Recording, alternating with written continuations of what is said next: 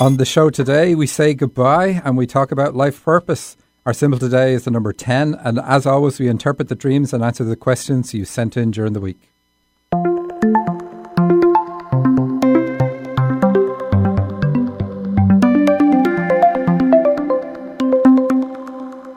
Welcome to So You Think You're Awake, the show about dreams, guidance and healing. I'm Michael Sheridan, and with me in studio is our resident medium, Heidi Brooke. Hello. And Susan Pullen, who's our life coach and shamanic healer. Hello. And not for the first time, but we also have Sandy Sheridan, my wife.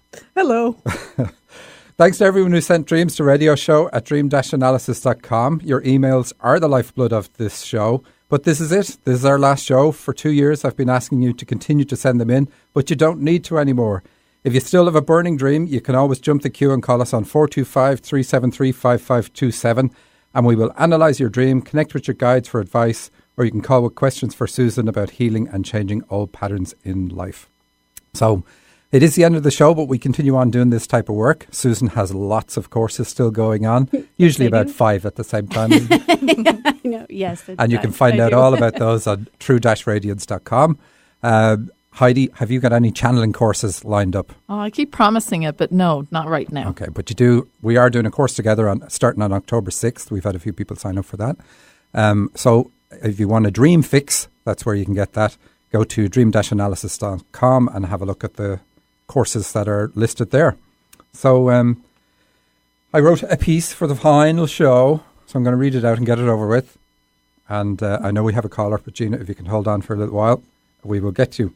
And I wanted to talk about the importance of life purpose because that's really why we started the show in the first place.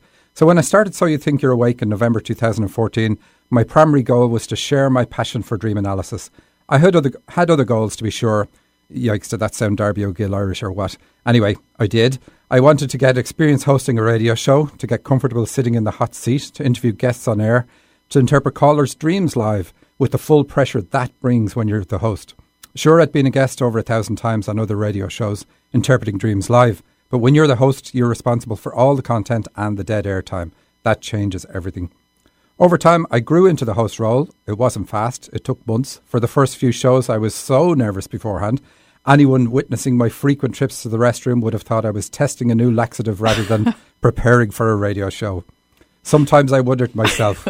I've been teaching dream interpretation classes for over 25 years. I know my skill level, but in the 15 minutes before we'd go live seemed to last an eternity. In that eternity, I'd question why I was here, the big why.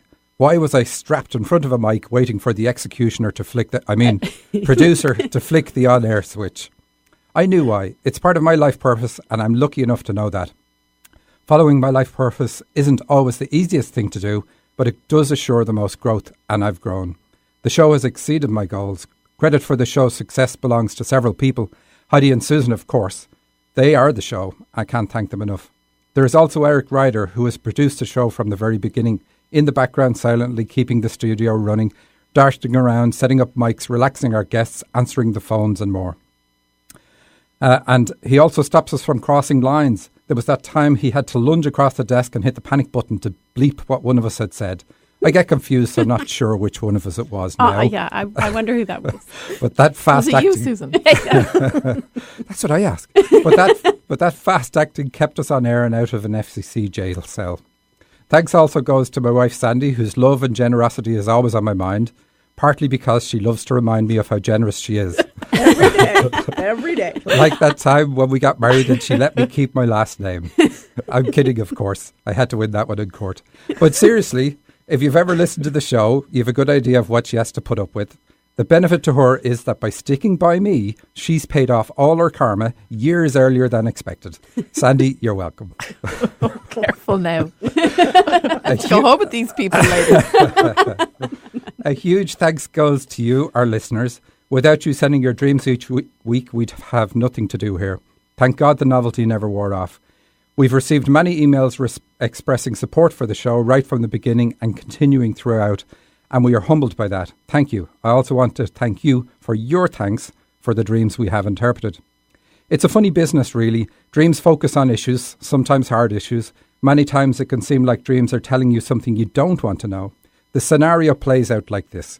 You write in and wait by your radio until Thursday. At noon, you tell everyone in your car or your household to be quiet so you can hang on our every word. If you're lucky, your dream gets analysed and you get scolded live on air.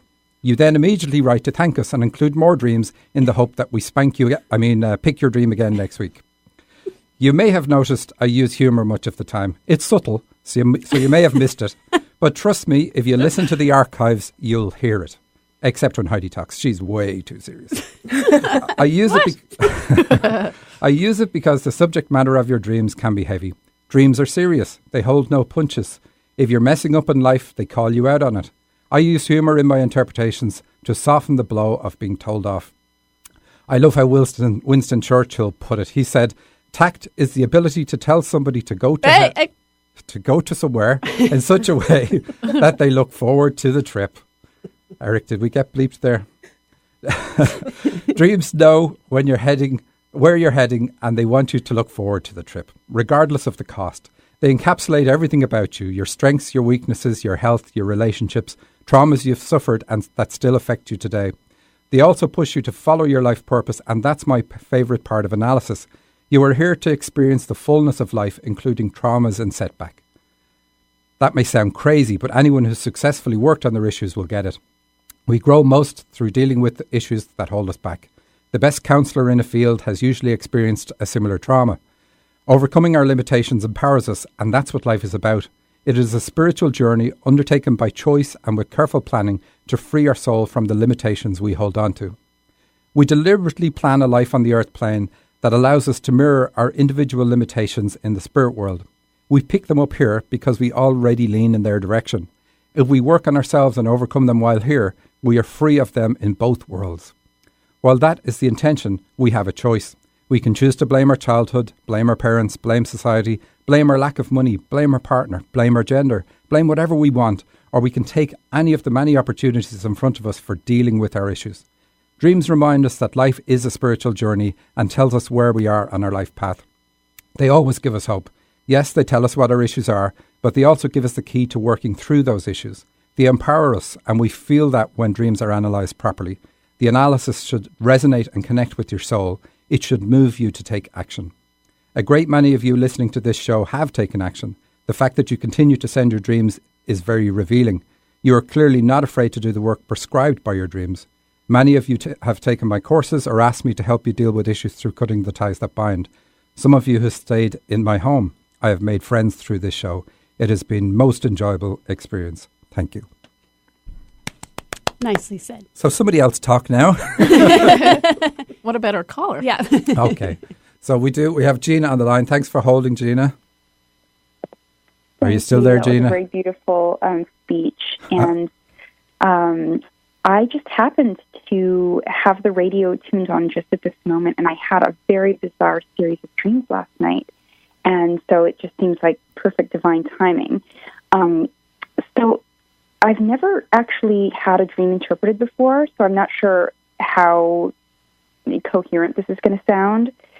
I don't mind how incoherent you sound. It's as long as I sound coherent afterwards, that's okay. Okay, good. All right. So you're going to sound great.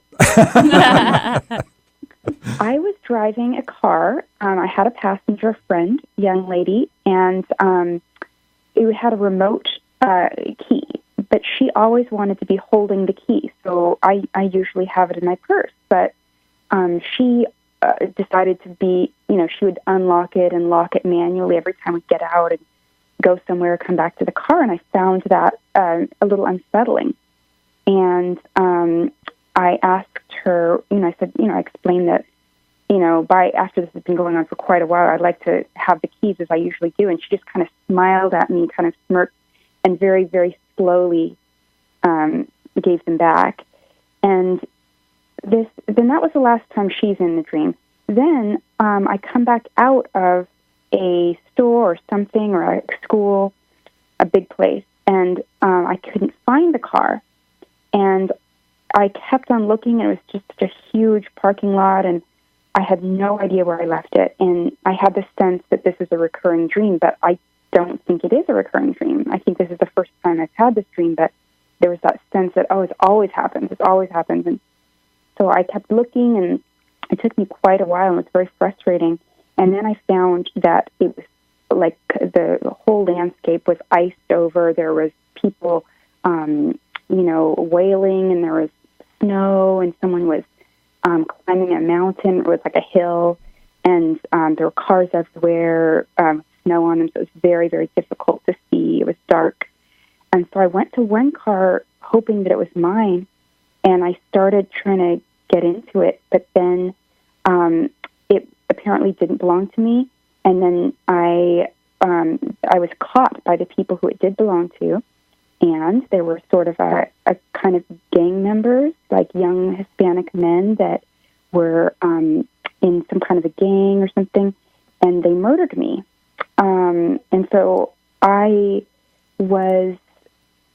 saw myself die, and I recognized myself as a heavy-set young Hispanic woman.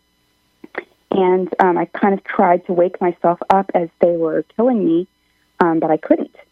And then finally, this whole experience ended where I had this kind of a lucid segment of it where I went back to my earliest childhood memory when I was 2 or 3, and I had a plastic violin, and I started playing it, and I was playing the earliest songs that I remember, and then I felt all of this emotion and just like a very tender, sweet moment.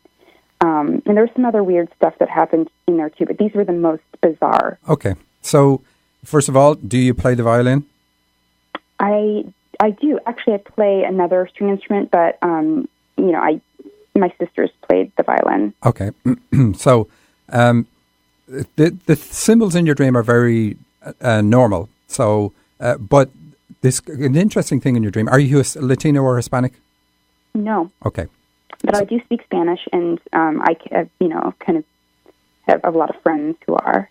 Okay, so I have dreams that we may get to later in the show that show people's memories of previous lives. So that's it can be interesting too. But okay, so the first part, you have this car and this young lady. What age is the woman? Is the young lady in your dream? She's in her early 30s or late 20s, maybe.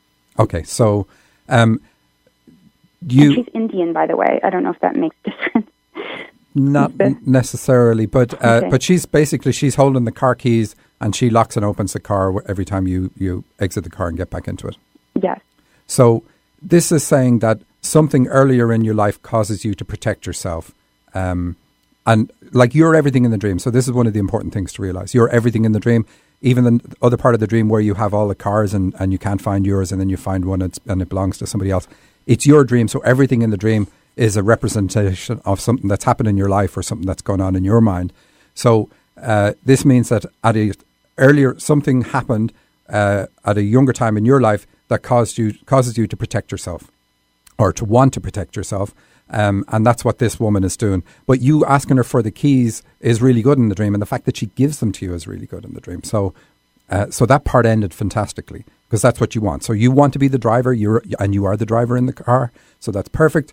If somebody else was driving, then it would show that your direction in life is controlled by other people's influences. But you being the driver is saying that you control your direction, but you still have this need for protection. That's a lingering thing that's hung on from earlier in life. Now, the next part of the dream, or the next dream, where you're trying to you come out of a school, you say, and you're trying to find your car. So this is a really common theme in dreams. Car parks are about a choice of roles or attitudes. So it can be about something that you need to do in life or your attitude towards something in life. And it's saying that it's your choice, whatever you want to do, it's totally up to you.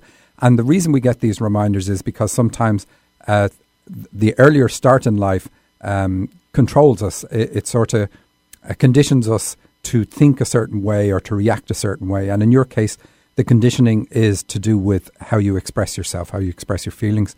And we know that because of the ice and the snow. And that's a classic in a dream to show that almost that you were frozen out at an early age. Usually it's connected with issues around mom. If you don't get the love in childhood that you feel you need, it doesn't mean that your mom didn't give love, but if you don't get everything you feel you need, that can be a huge trauma to a child.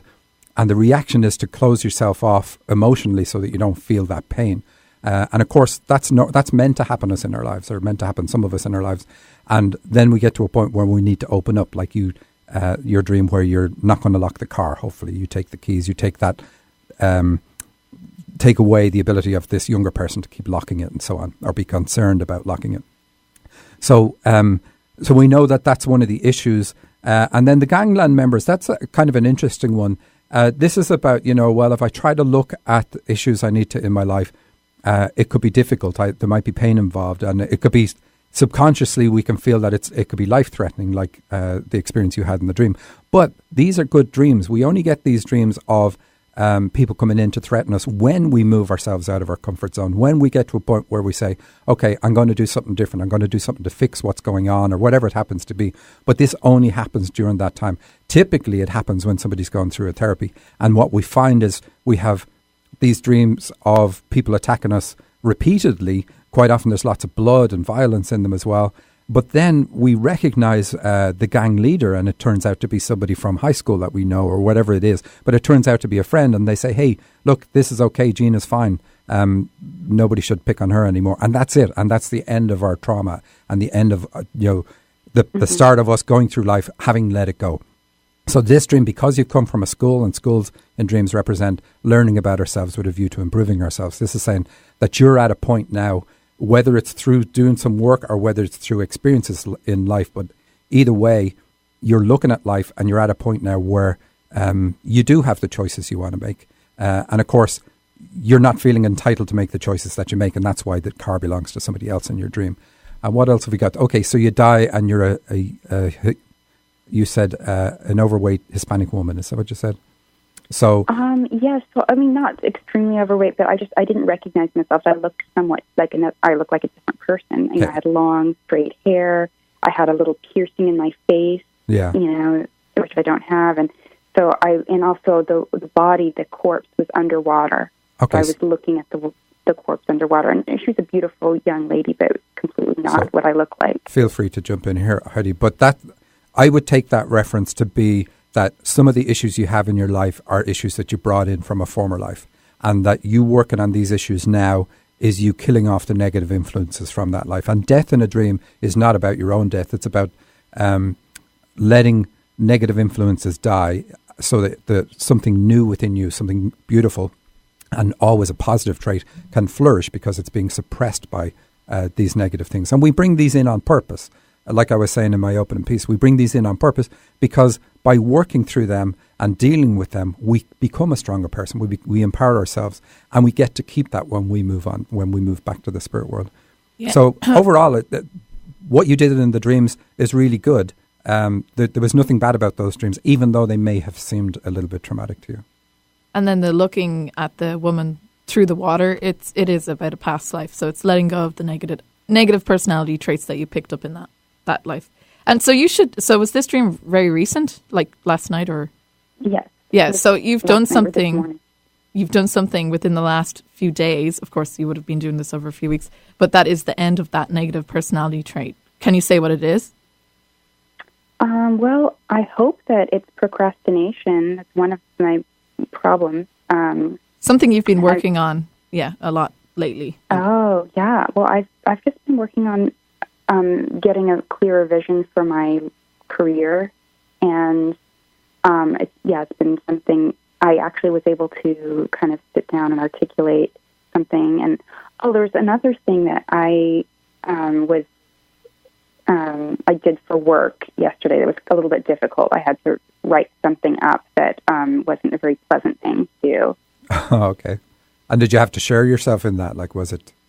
What made it? Yeah, it was an incident that I was asked to provide some details about, and I wasn't comfortable. It was a negative experience, and okay. I didn't feel very. It's just reliving something that wasn't pleasant. Okay, and we can see overtones of that in your dream as well.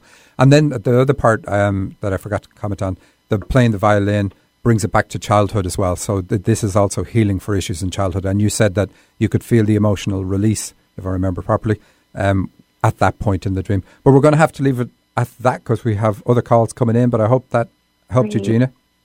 Thank you. It's very helpful. I appreciate it. Thanks a lot. Okay, bye. So we have Sally on the line. Hi, Sally. Hi. Do you have a dream or a question for Heidi? Well, I have a dream that I sent in 2 times to you, and I've never heard it on air, so I don't know if it ever got to you or not. Okay, maybe Or we've maybe done it's just a crappy dream. No. Okay, so I wrote it down, so I'm just going to read from what I wrote. Okay. I'm standing on the front porch of my house, although it's not familiar to me, when an out-of-control car comes careening towards me and narrowly misses the house.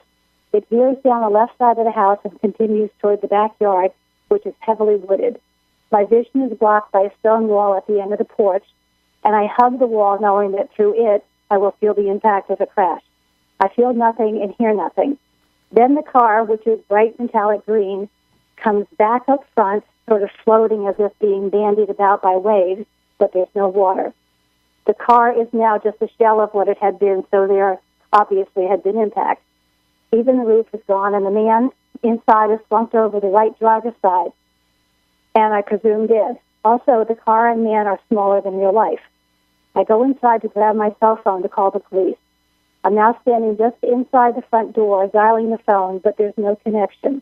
I try over and over to get through, but there's just dead air. I look up through the screen door and see the man, now back to full size and alive, standing tall with a rope thrown over his left shoulder, easily dragging the car behind him to the right side of my house. And I know he's intent on getting into the woods. He's wearing a beautiful green metallic uniform that matches the car, and he's holding a rifle pointed down to the ground alongside his right leg. He then notices me, and I say, "I'm calling the police now." And he makes a mouth gesture that started out comically, but then turned very sinister. He didn't say anything, but the message was clear. Maybe that's not such a good idea. He raises the rifle waist height and points it in my direction. I command him, "Just go away." Okay, and we did do this on the show, and I in fact did it as a feature dream. So I did it with lots and lots of detail, and I'm going to find that, and I will email you a link to that Great, thank later. you. So that was some time ago, though. That was last fall, and I have to say that I had it the weekend after my son told me that he was getting a divorce. Ah, okay. So tell me the start of the dream, and I'll give you a quick summary of it now, because I know other people will be wanting to know what it is. But Okay.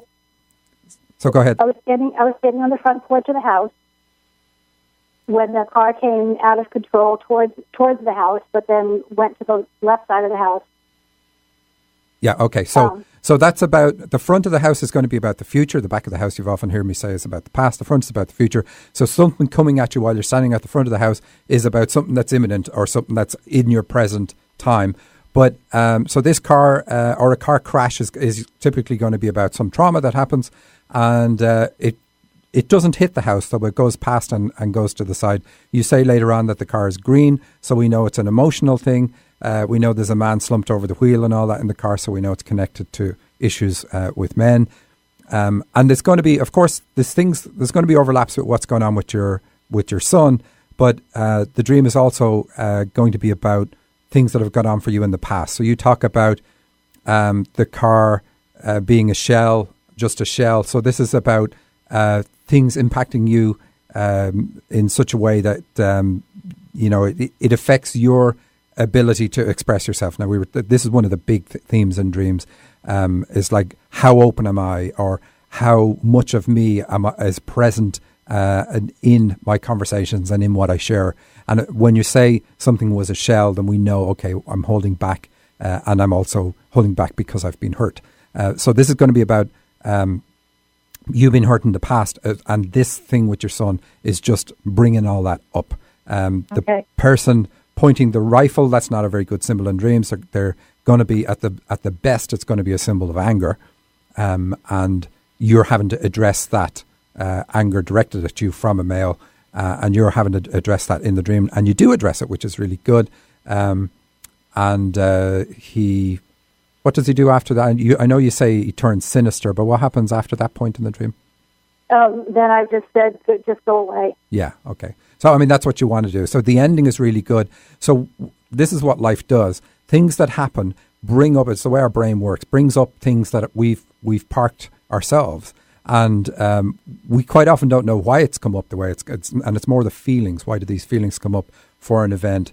And they come up because something happened in our lives that we weren't able to deal with at a time when it happened. Maybe we were too young, or maybe we were in a position where we just couldn't deal with it, and whatever it happens to be. But it comes up when something in life today mirrors the feelings of that time. And it's really like we piggyback the events of now to help us deal with the trauma from the past. And it doesn't make it any easier, but we do get benefit, even though at the time it doesn't seem like it.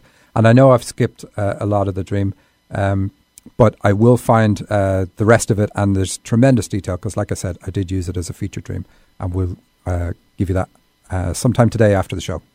All right, thank you. I'm so sorry that you're leaving. I enjoy your show. I enjoy your show tremendously. Thanks a lot, Thanks, Sally. So we're going to take a quick break, and we'll be back with another caller. What if I told you that you could unlock all the secrets of your life? That you have a key that opens all the doors that seem impossible to open? A key to right now begin a new life of awareness and complete understanding. Every night you are told the secrets of the universe and your place in it. With full consciousness of what you came here to do, you embrace that knowledge. But there's a catch. The only way to keep the wisdom you've been given is to turn it into a dream so it can cross the veil into the physical world. Your dreams have all the answers to every question you've ever asked and every question you've yet to ask. Your dreams guide you back onto the path to your enlightenment. Join me, Michael Sheridan, And me, Heidi Brooke, on our interactive online course as we guide you through your dreams and help you to begin a new level of awareness. Over the course of just 6 weeks, I will interpret your dreams, and I will channel your guides. and we guarantee to put you back on your path. Visit us at dreamtrackersguide.com to contact us or learn more. That's dreamtrackersguide.com. Do you love your life? What would it be like if you did? Is there something you're ready to release and be done with? Or maybe there's something you'd like to transform or to create that's new. I'm Susan Pullen with True Radiance Healing Arts, and I'm passionate about partnering with you to make the changes you want to have a life you love. I have times available now for a private session or a personal full-day retreat with me, either in person in Edmonds, Washington, or by phone or Skype. Find me online at true-radiance.com. That's true-radiance.com, and start loving your life. Hello, this is Heidi. How can I help you? You tell me. You're the psychic. That's not how it works. I am a medium. I connect to your spirit guides and loved ones and pass on their messages to you. So why did I call? Use the force, Heidi. Look, I can get answers to any questions you ask. That's not a problem. They can be about anything: relationships, career, children, finances, anything. Anything? Okay. What's my favorite color? Dave, your mom says you're being childish. For readings with Heidi, go to angelsontheline.com. Talk radio with a purpose. Alternative Talk 1150. Welcome back to So You Think You're Awake with Heidi Brooke, Susan Pullen and Michael Sheridan. Our show is about dreams, guidance and healing. Our phone number for the last time is 425-373-5527. If you have a dream-related question, a question for your guides, or you can call with questions about healing and changing old patterns in your life. Once again, the number is 425-373-5527. So, Susan, just before we take this call, what courses have you coming up? Let's see. Well, I have the next one up is a weekend, October 15th and 16th. It's called Signs, Symbols, and Synchronicity, Understanding the Messages You're Getting. And we'll be doing some work with dreams and also understanding the messages that come during waking life as well. Excellent. Yes. All right. So we have Sandra on the line in Canada. Hi, Sandra. Hi. Before I tell you the very weird, strange, short dream that I had, I just wanted to thank you because I discovered you guys there's never any mistake, but kind of by mistake by doing a research last winter. And after having followed the show like in the last year or so, I've discovered so many things, and I wanted to thank you and Heidi and Susan because you've really... Sorry, I'm emotional. So are we. I've really discovered so many things that, I feel like I've evolved so much with you guys that I just wanted to thank you, really. Thank you. Really Thank appreciate you, that. Sandra. The very short, strange dream that I had was actually last winter, and I've been wanting to talk about it, but every time I forgot. It's simply, I was asleep, and I heard a very strange noise, like the kind of a Twilight Zone-y type of noise, and I saw an image of a couple, like a married couple. It was like a picture of a married couple, but the noise scared me half to death, and I was looking at the picture, and I started asking my guides to protect me because I was really scared of what was going on. Because of the noise, I felt like I was moving into another dimension. And as soon as I started asking my guides to help me with it, and I can tell I was conscious of it. I was kind of half asleep. And as soon as I told my guides to start protecting me, the picture disappeared. The image completely disappeared, and I woke up, and I was really wondering what that was. Well, I'll just remind people that from the dreams you've sent in before, we know you're clairvoyant. You get messages through images. So, Heidi, what do you get from that? Well, that's what I was going to say, was channeling. And it's interesting, the Twilight Zone noise. Anyone want to do it? Well, that's the thing. I didn't want to imitate it. Yeah. But I'm sure most people listening know it. But it was just signaling. So you asked when this happened, your guides are saying, when this happened, you had asked for them to give you a sign for when you're about to channel. And clairvoyancy, getting images, is a form of channeling. And so this noise was picked for you. And so this was a future image for you, not necessarily of you being married, but of you being balanced. Oh, very good. And it's interesting too, a lot of people, when they start getting, their channeling starts coming in strongly, you do hit a point where you can be afraid because suddenly it's real, and then you hope you're doing it right, and so on and so on. And because of what Hollywood tells us about channeling, we can have these fears, but if you persist through them, they just completely evaporate, and you end up with one of your best friends, or several best friends are going to be your guides because you trust them so enormously compared to anything else you're going to get. That's sort of what I thought of when I woke up. I was like, why in the world? I was so angry with myself for having been scared of that noise. Yeah. Because I had a feeling it had to do with channeling, but I was really mad at myself for having been scared, and I said, if ever it happens again, I can't be scared. Heidi, do you want to share one time when you asked your guides to let you see them? So when I was 14 years old, I living in my parents' house still, obviously, and I was lying in bed, kind of like you were saying, kind of half asleep, half but conscious of what was going on, and I said, "Okay, I'm ready to see you, in full." I wanted to see them fully, and they're like, "Okay, are you sure?"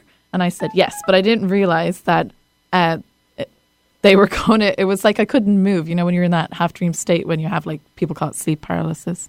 And so I started getting really freaked out, and then they showed me themselves, and I could not get out of there quicker. I was so terrified for a couple of years afterwards. I refused to see them in full form because I was so terrified. She screamed the house down in the middle of the night. Now, she sleeps upstairs, so there's no way anybody had gotten in upstairs. But we went charging into her bedroom, ready to fight something. We didn't know what it was. But that's my story. Anyway, and now she works, makes her living asking them to give her messages. So you can go from this fearful state to a totally trusting state. Well, I had been clairaudient the whole time before that, and then even after that, but I was not prepared for the clairvoyant side of things. So I can very much appreciate that gift that you have, and it's amazing. But to keep using it, persevere through it. And that's what I had to do too. It's because you create this fear out of nothing. It doesn't mean anything. And your guides do try and help you work through it. When I'm wide awake, I can see everything. Yeah. So that's why I got kind of scared. Anyways, I promised myself I would not get scared again. Ask for a different noise. The thing is, relaxing. Though, it will come in stronger when you're in that half sleepy state. So it's probably going to ramp up your abilities in the daytime as well. So just go with it. Thank thank you very, very, very, very much. There are no words to express my gratitude right now. Thank you, Sandra. Thank you. Thank you. Take care. So we have April on the line as well. Hi, April.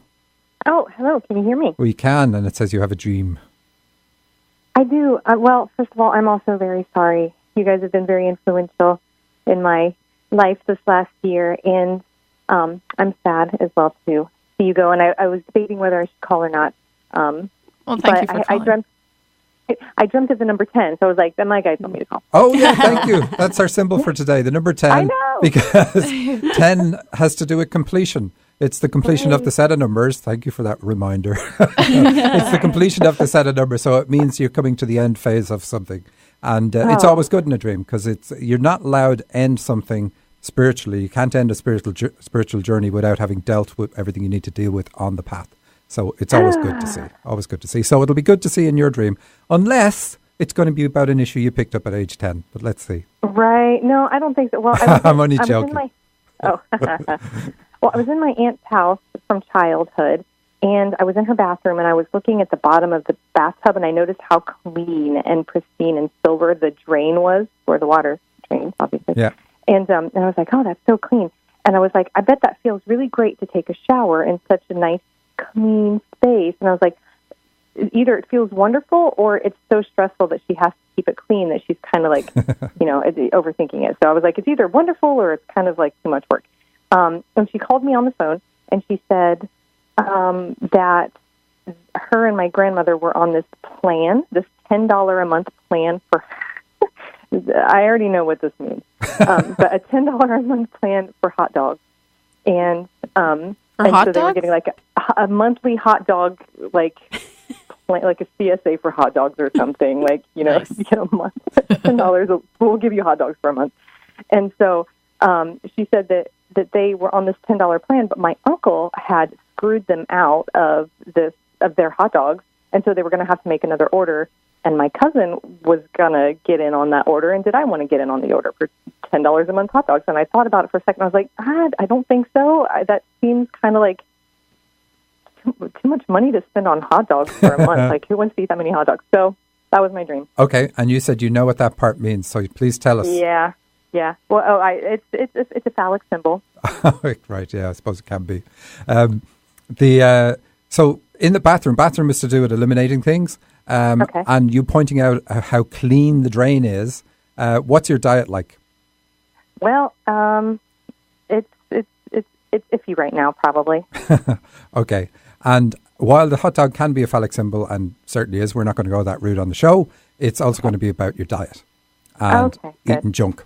And Freud has affected too many people in the way dreams are looked at. But so here you're talking about how clean the drain is, and the huge emphasis is on how clean.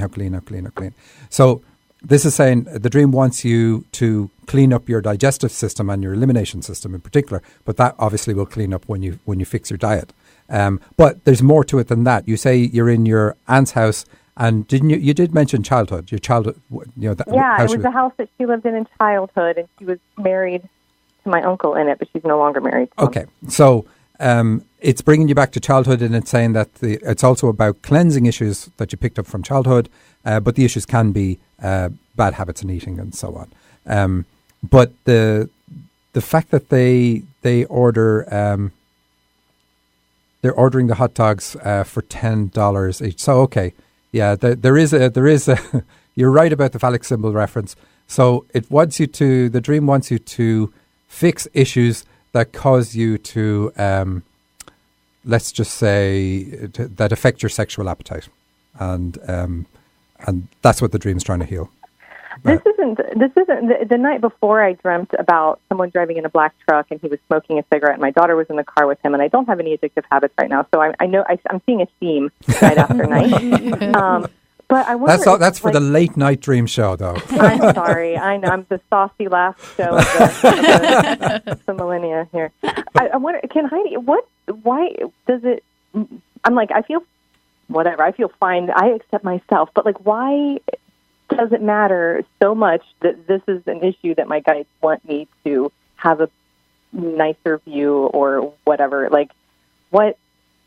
I don't. Because I don't know our image of ourself in our physical body kind of mirrors our image of our opinion of ourself, of the soul self, yourself.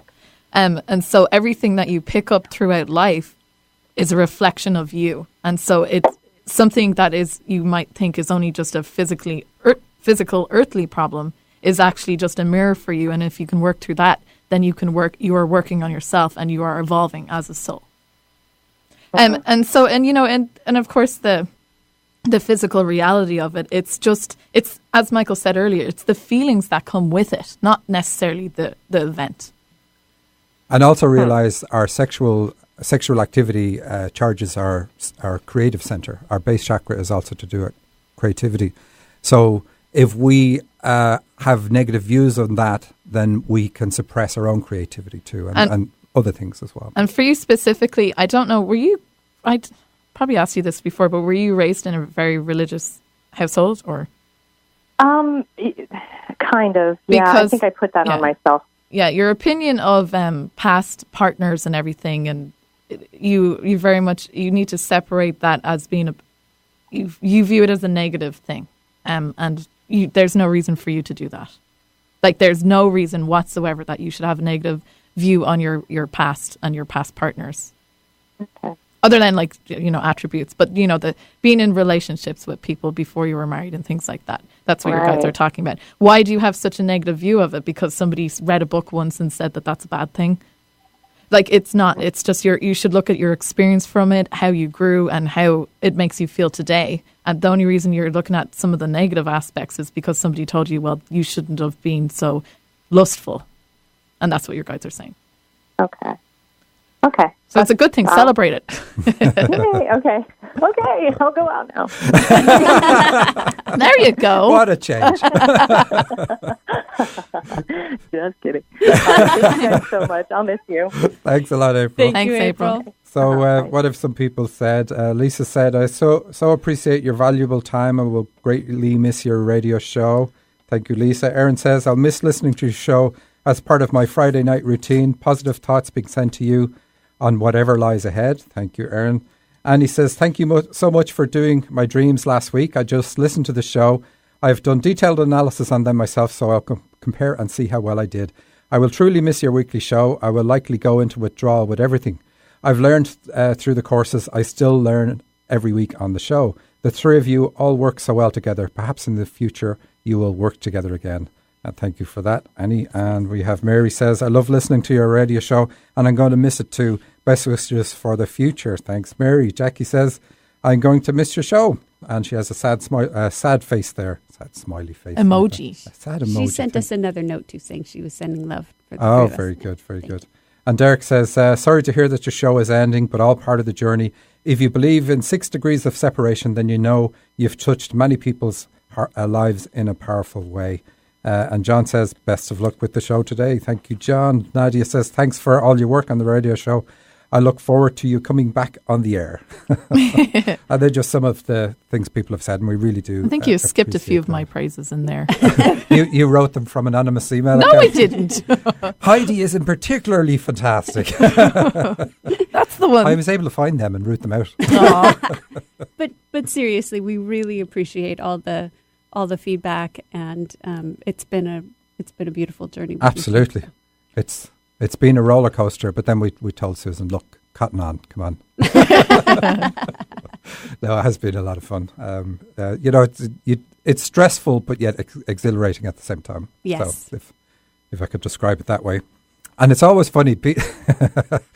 Heidi laughs because I come in with an armload of dreams and rarely do we get through the tip of them. He wheels a file cabinet. She says we should get them to put a shredder in there so you don't have to carry home all the paper you bring in. And I'm always afraid that I don't have enough time to do the dreams that I'm bringing in. So let's have a look at some of the dreams that we have brought in. This one is, it's called, did she give it a title? Anyway, there's no title here. I dreamt I was in some sort of vehicle. There was one long seat up against the wall with windows above it. So the wall and the windows are about a psychic ability, which works through female energy. That's why the wall is there. There was one aisle, and I assumed a solid wall behind me, but I never looked. Okay, so the aisle says that the dreamer is also a channel, but the psychic is the big thing. Sitting on the bench to my right was a man. To my left was a woman sitting in the aisle and a small female child wedged between the front of the bus and the big long seat. I wanted to move to the front of the vehicle, but the woman was in the way. So the woman in the way. The bench is about being judgmental. So you are a little bit judgmental, but that's what you're dealing with in this dream. You did have a judgmental man around you, but you've overcome that. That's what the man to your right was, who's sitting on the bench. But the woman in front of you, in your way, is you. So you need to overcome issues with mom, and you're in your own way is really the way to look at that. And then I slowly walked towards her, and she moved. And I picked this because this part's interesting. She walked towards her, and she moved without me saying anything to her. Ooh, spooky.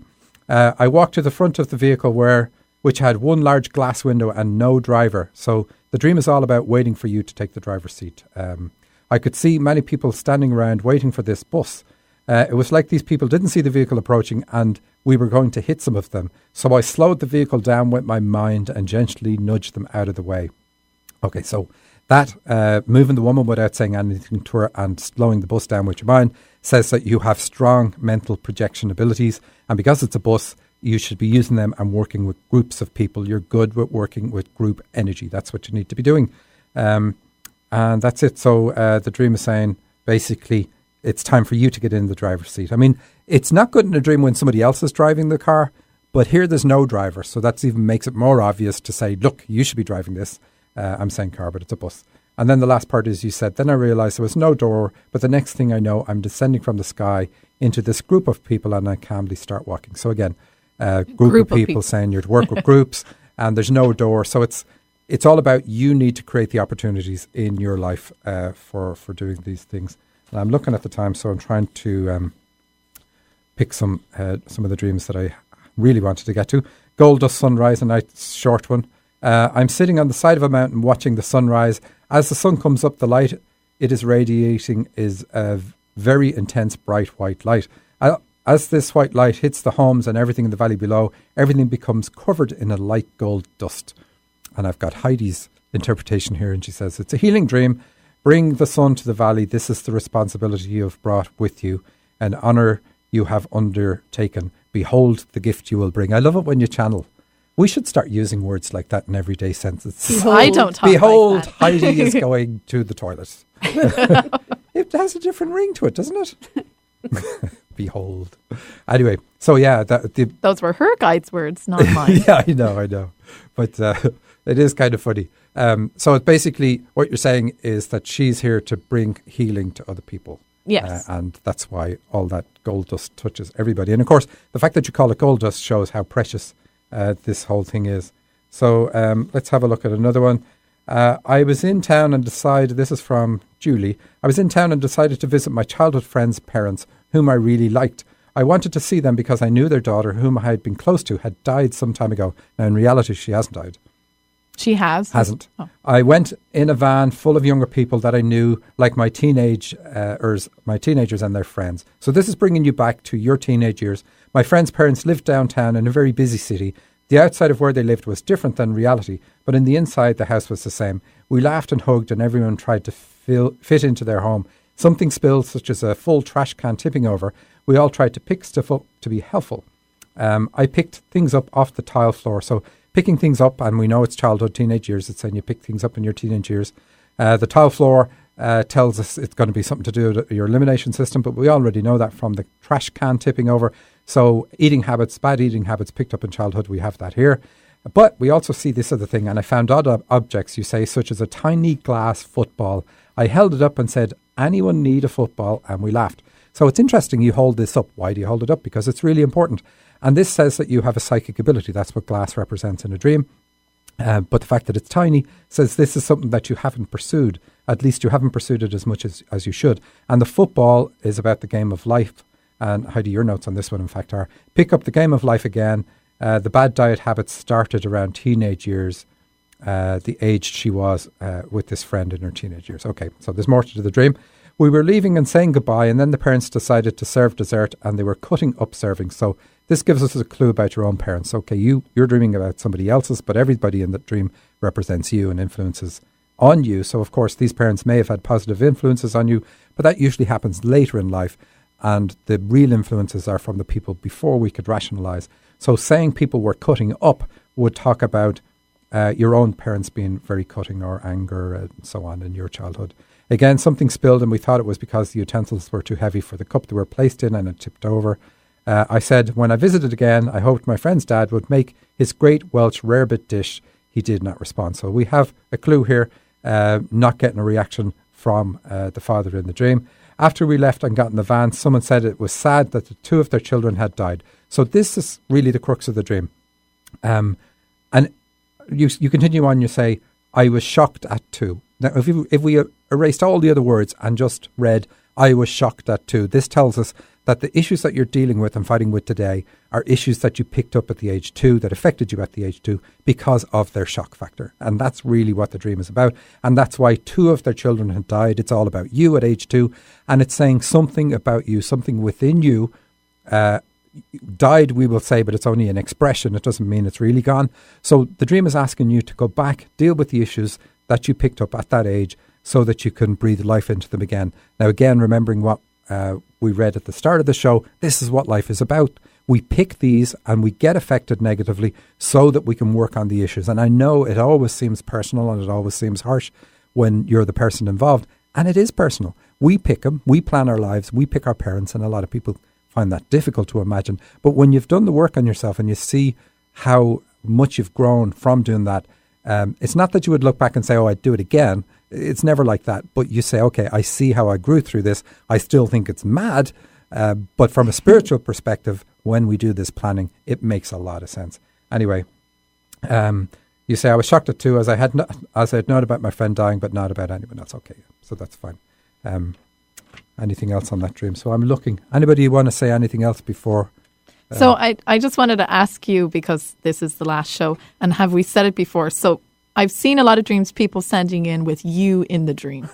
So can you tell us, what does it mean if you dream of Michael Sheridan or just Michael? Sometimes it's even just your name. Very simple. Father Ted said it best. People are just oogling me. Oogling. Father Ted. Right.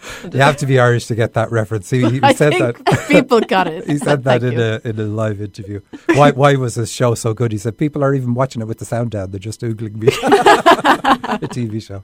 Yeah, it's because people, you show up in dreams, like you would show up in a dream because people see you as a channel. They perceive you as a channel and having wisdom in that area.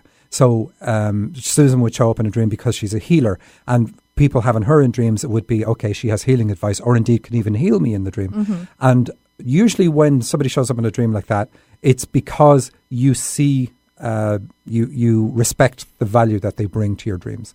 And they can be there in reality. It can actually be an astral plane encounter, or it can be a symbolic thing.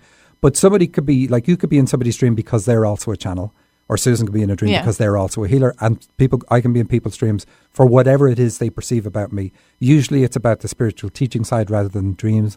Not too many people really want to just do dreams the way I like doing the dreams. So, but if you want to run classes or want to do various different things, whatever it is you think of first about me is most likely the reason that I'm going to be in the dream. But it's almost always for you can interpret dreams reasons. If you're used as a symbol for them being a dream interpreter. So if I'm in your dream, ask them what the dream means. And I do that, by the way. That's a way of cheating. And I'll tell you in the dream, and it'll be real.